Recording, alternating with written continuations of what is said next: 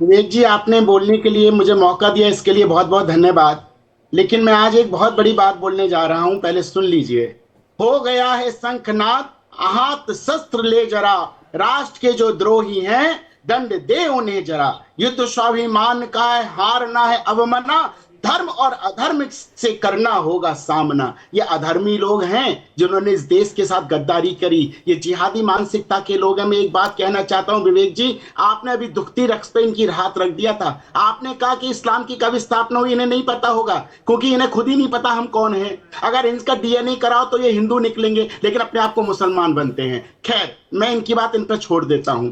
आपने एक बड़ा अच्छा एग्जाम्पल दिया विवेक जी, मुझे बड़ा अच्छा लगा कि दो भाई अगर घर में हैं। मैं आज आपकी बात को बड़ा कर देता हूं।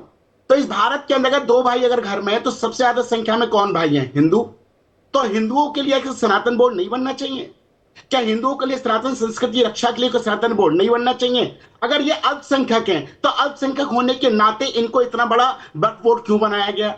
ठीक है, बनाया गया। उस समय जो जिहादी मानसिकता के लोग थे उनकी सरकार थी, कांग्रेसियों की सरकार थी, ईसाई मिशनरी की सरकार थी, जिन्होंने इस कानून को बनाया। दूसरी बात, इस कानून के अंदर शायद आपको पता होगा, आप तो बहुत विद्वान है विवेक जी, मैं आपको सुनता रहता हूं। इसमें एक बहुत सुंदर लाइन लिखी है कि if they feel this property under to buck vote then immediately you have to remove this out. आपको उस प्रॉपर्टी को इमीडिएटली आउट करना। क्यों? क्योंकि खाली इफ दे फील, इन्होंने ये फील किया कि ये प्रॉपर्टी बक वोट के अंदर अंतर्गत है, तो इसके फील करते करते विवेक जी इस प्रॉपर्टी को भारत के अंदर अगर हम बात करें तो रेलवे के बाद, क्योंकि रेलवे सबसे ज्यादा जमींदार है रेलवे हमारे भारत के अंदर, रेलवे के बाद एक बक बोर्ड ऐसा है जिसके पास 8 लाख एकड़ जमीन है। आप सोचिए, रेलवे के बाद अगर दूसरा जमींदार कहें तो कौन? मतलब बकवोट वाले मुस्लिम लोग जमींदार हो गए।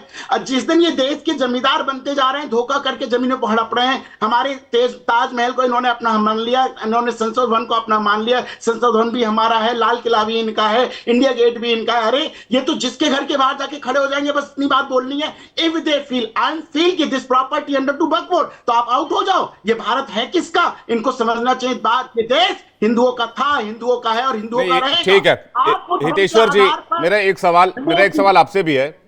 आप सनातन बोर्ड की मांग कर रहे हैं या वक्फ बोर्ड के विरोध में लड़ रहे हैं?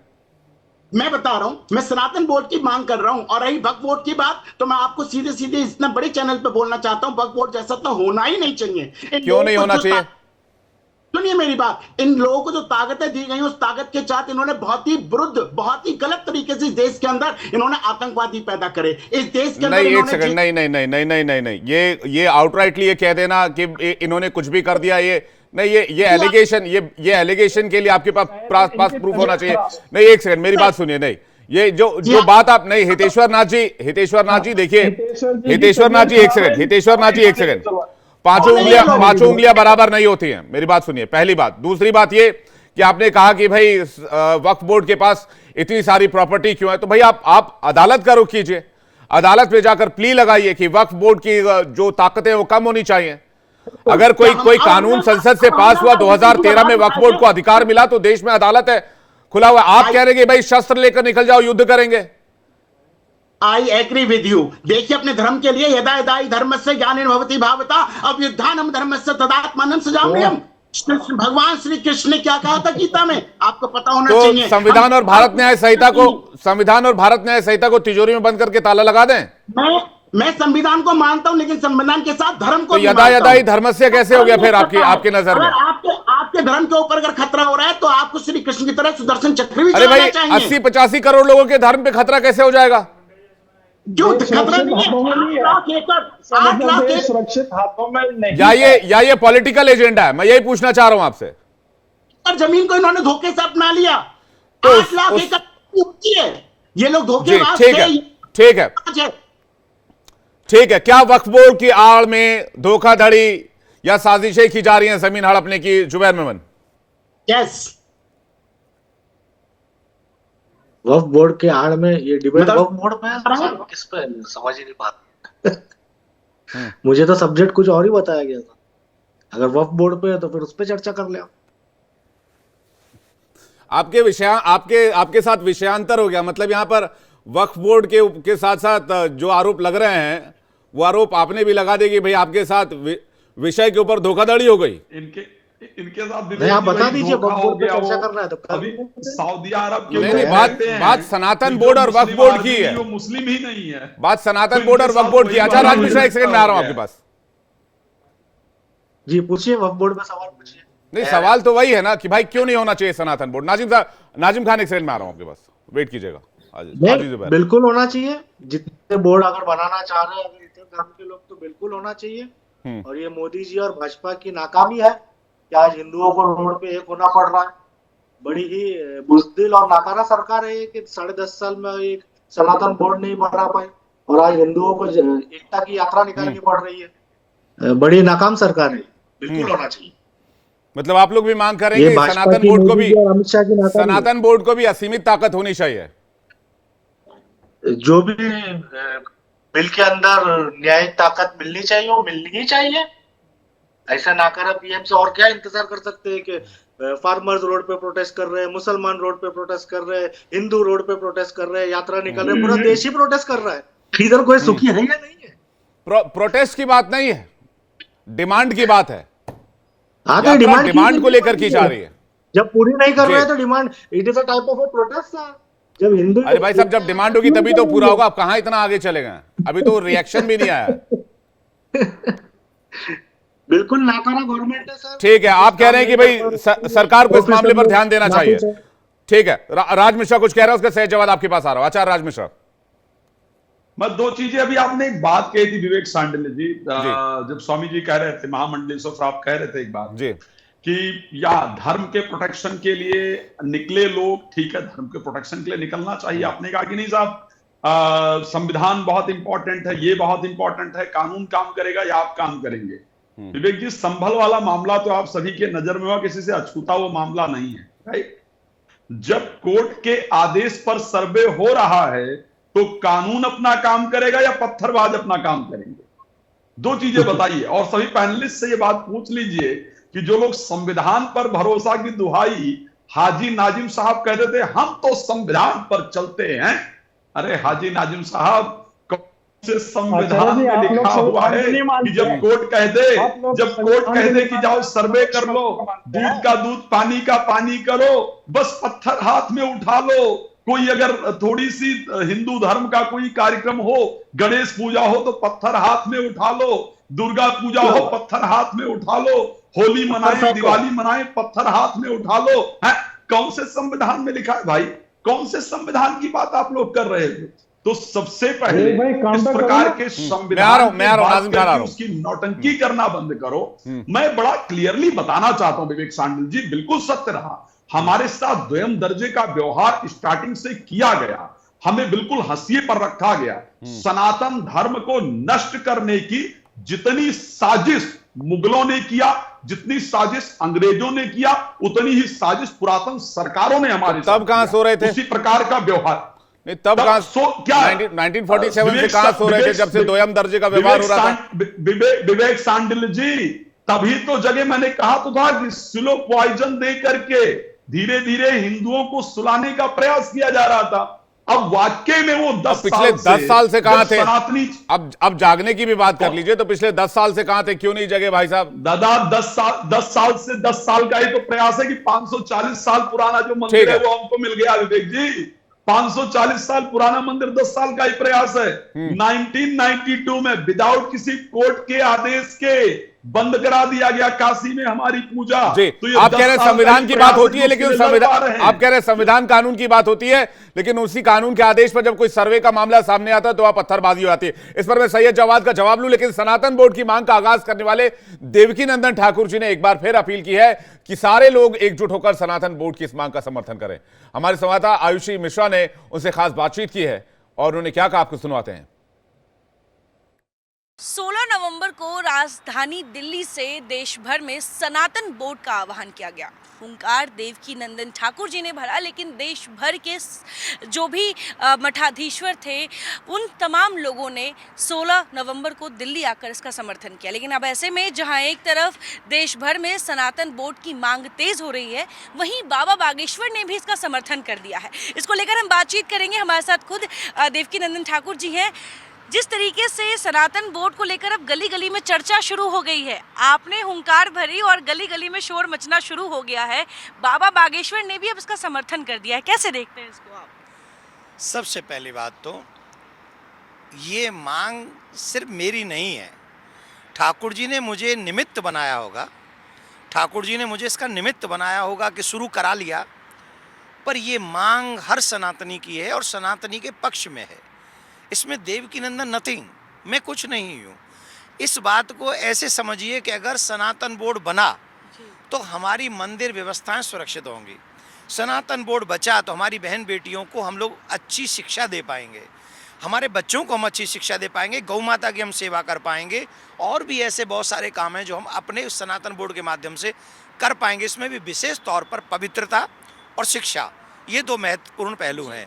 अब ये जो बात आगे तक जा रही है, फैलती जा रही है और घर घर तक पहुंच रही है, गांव गांव तक पहुंच रही है, इसमें कोई भी धर्माचार्य इसमें अगर साथ आते हैं तो ये सनातन का हित है, ये भारत का हित है। और मैं बागेश्वर वाले महाराज जी, बाकी के जितने भी संत हैं, जितने भी महात्मा हैं, धर्माचार्य हैं, जो मुझसे पूर्व में हैं, जो वर्तमान में हैं, जो और आगे भी होंगे, सबके श्री चरण कमलों में नमन करते हुए ये कहता हूँ कि ये देवकीनंदन का नहीं विषय है, ये विषय सनातन धर्म का है। और इस विषय को इतनी हाई लेवल पे हमको उठाना चाहिए, क्योंकि हम सब ने सुना है कि जब तक बच्चा रोता नहीं है माँ दूध नहीं पिलाती है। अब अगर हम सरकार के आगे अपनी बात नहीं रखेंगे कि हमें हमारे मंदिर फ्री चाहिए, हमें सनातन बोर्ड इसलिए चाहिए कि वही ऑफिसर ये डिसाइड नहीं करेगा कि मेरे ठाकुर जी को भोग क्या लगाना है, ये मेरे धर्माचार्य डिसाइड करेंगे। तो इस विषय को अगर हमें आगे बढ़ाना है तो सभी धर्माचार्यों का मैं निवेदन करूंगा, मैं मतलब धन्यवाद तो उनका है सबका, साष्टांग दंडवत करके उनके चरणों में, जिन्होंने इसका समर्थन किया है। और जो अभी विचार कर रहे हैं उनसे भी मैं प्रणाम करके कहूँगा कि आप देवकीनंदन के लिए नहीं, सनातन के लिए बोलिए, सनातन को आगे बढ़ाने का, सनातन बोर्ड बनाने के लिए, जिससे मेरे ठाकुर की पूजा सुरक्षित हो सके। ठाकुर जी, आपने एक ऐसे विषय पर अपनी आवाज़ बुलंद की, एक ऐसे विषय की आप अगुवाई कर रहे हैं जो देश में पहले कभी हमने नहीं देखा। हमने देखा है देश में सनातन को लेकर अलग अलग मंच सजते हुए, अलग अलग मठाधीश्वर को बात करते हुए, महंत को, धर्माचार्यों को, लेकिन पहली बार देश में देखा जा रहा है कि एक ऐसा मुद्दा जिसको लेकर देश के कोने कोने से जो भी सनातन से जुड़े हैं वो एकजुट नज़र आ रहे हैं और एक सुर में सनातन बोर्ड की मांग कर रहे हैं। मैं कई बार कह चुका हूँ, ये मैं कोई अगुवाई नहीं कर रहा, अगुवाई तो हमारे धर्माचार्य ही करेंगे, हम लोग कुछ भी नहीं है, हम तो छोटे से कण हैं, अगुवाई वही कर रहे हैं। पर एक चीज़ हमें नोट करनी होगी, वो ये कि अभी नहीं तो कभी नहीं जी। ये वो समय है, अभी संभल में क्या हो रहा है, अभी आप देखिए संभल में क्या हो रहा है, कोर्ट का आदेश लेकर जांच एजेंसियां जांच करने के लिए गईं और वहाँ बहुत बड़ा उपद्रव हुआ और उसका रिजल्ट ये हुआ 4-5 लोग मर गए। आज 2024 में जब ये हो रहा है, कल्पना करके देखिए उस भारत की जो 2034 और 44 का क्या भारत होगा, क्या भारत होगा। क्या हम तब तक हाथ पे हाथ धरे बैठे रहें? जब तक हाथ पे हाथ धरे बैठे रहें, जब तक हमारा भारत नष्ट हो न जाए? नहीं, समझदार लोग वो हैं जो अपने देश और धर्म को बचाने के लिए समय रहते हुए प्रयास करते हैं, और हम और सभी धर्माचार्य इसमें प्रयास करेंगे, कर रहे हैं, आगे भी करेंगे।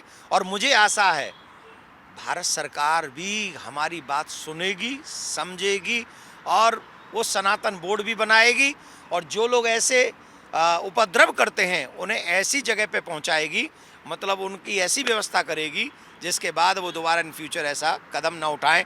अगर इस देश में, अब प्रधानमंत्री जी ने क्या कहा, वही उसी पे मैं आने वाली थी कि वो खुद कह रहे हैं कि वक्फ बोर्ड की अब इस देश में जरूरत नहीं है। तो जो बात आज हमारे प्रधानमंत्री जी कह रहे हैं, वही बात आजाद हुए देश के प्रधानमंत्री ने क्यों नहीं कही? क्यों एक ऐसा बोर्ड बना दिया गया जिस बोर्ड से सिर्फ सनातनियों का नुकसान था?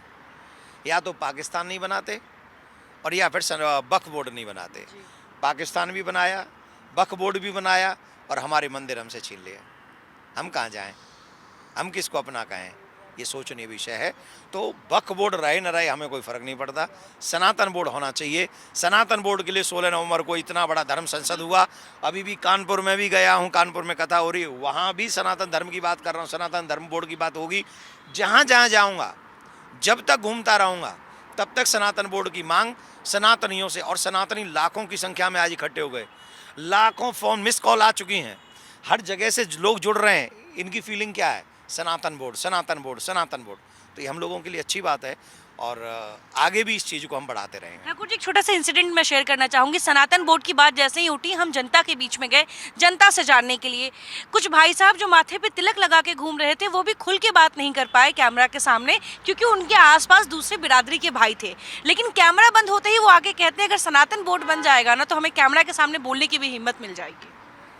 देखिए, सनातन एक ये तो हिंदू जो है ना, वो क्या है, वो जो सेकुलर छवि में जी रहा है ना, कि मैं कुछ न करूं बाकी सब कर लें, ये जो सेकुलरता का डंक है, ये हमको खा रहा है। ये हमारे बच्चों को डैमेज कर चुका है, हमारी बच्चियों के 36 टुकड़े कर चुका है। ये गोलियां बच्चे यहाँ खा रहे हैं, चक्कुओं से बच्चे गोदे जा रहे हैं, काटे जा रहे हैं। ये क्यों है? क्योंकि हम बोल नहीं रहे हैं। तेरा बच्चा मरा है ना, मुझे क्या? उसका बच्चा मरा है ना, मुझे क्या? अरे सनातनी बच्चे किसी के भी हों, वो हमारे बच्चे हैं, उनको बचाने की जिम्मेदारी हमारी है, समाज की है, सरकार की है, कोर्ट की है और धर्माचार्यों की भी है, कैमरा वालों की भी है, सबकी है। तो हमें बोलना चाहिए। अब नहीं बोलेंगे तो कब बोलेंगे? और हमें लगता है अब बोलेंगे ना तो सरकार कुछ वैसे ही निर्णय भी करेगी, कानून भी बनाएगी। तो बोलना बहुत ज़रूरी है, बोलेंगे तो मिलेगा। सनातन बोर्ड की बात अगर हम लोगों ने नहीं उठाई होती तो आज क्या घर घर में इसकी चर्चा हो रही होती? आज सनातन बोर्ड सबको क्यों जो नहीं भी बोल रहे हैं ना अभी भी, उनके भी मैसेज है मेरे पास। क्या कह रहे हैं? क्या कह रहे हैं? मुद्दा तुमने बहुत अच्छा उठाया, ये मुद्दा जरूर उठाना चाहिए, सनातन बोर्ड बनना चाहिए। बोल नहीं रहे वो, मन उनका भी मान रहा है। इसका मतलब चाहते वो भी हैं। तो उनकी जो पॉजिटिव एनर्जी है ना, चाहने वाली, वो इस कार्य को सिद्ध करा के छोड़ेगी। बहुत बहुत धन्यवाद ठाकुर जी। तो हमारे साथ प्रसिद्ध कथावाचक देवकीनंदन ठाकुर जी थे, जिनका साफ कहना है कि इस देश में वक्फ बोर्ड रहे या ना रहे, लेकिन सनातन बोर्ड जरूर बनना चाहिए, और अब नहीं, अभी नहीं तो फिर कभी नहीं। इस तरीके से आज के वक्त में देश भर में सनातन बोर्ड की जो मांग है वो गूंज रही है। अब देखने वाली बात होगी कि जिस तरीके से बाबा बागेश्वर ने भी अब सनातन बोर्ड के मांग की समर्थन कर दिया है, तो ऐसे में आखिर ये बात सत्ताधीश्वर तक कैसे पहुंचती है।